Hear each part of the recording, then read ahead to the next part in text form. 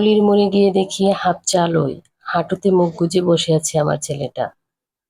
আর তার পাশে দাঁড়িয়ে আছে আমাদের পাড়ার বড় দুই ভাই। আমি দৌড়ে গিয়ে ওকে জড়িয়ে ধরতেই ছেলেটা আমার হাউমাউ করে কেঁদে উঠল। আসসালামু আলাইকুম। ছেলেটা আমার বুকে মাথা রেখে ভিজে গলায় বলল, মা, চিঠিতে সব কথা সত্যি। চাকরিটা সত্যি হারিয়েছি। শেষ সম্বলটুকু দিয়ে দেশে ফিরেছি, কিন্তু খালি হাতে তোমার সামনে এসে দাঁড়ানোর সাহস পাচ্ছিলাম না মা। পাড়ার বাইরে দেখে লজ্জায় লুকিয়ে বসেছিলাম।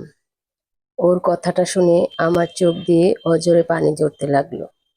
চাকরি যাওয়া, জমানো টাকা শেষ হওয়া, এসব তো জীবনের ছোট ছোট জ্বর।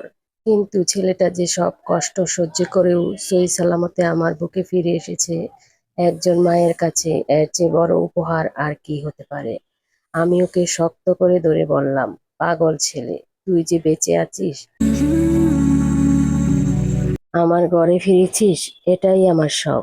ছেলের কাঁধে হাত রেখে যখন ঘরের দিকে হাঁটছিলাম, তখন মনে হচ্ছিল প্রবাসীদের কষ্ট শুধু একলা থাকা নয়, প্রিয়জনদের মুখে হাসি ফোটানোর নীরব লড়াই। সব হারাক, তবুও সন্তান যদি নিরাপদে ঘরে ফেরে, তবে মায়ের সংসার আবার নতুন করে প্রাণ ফিরে পায়।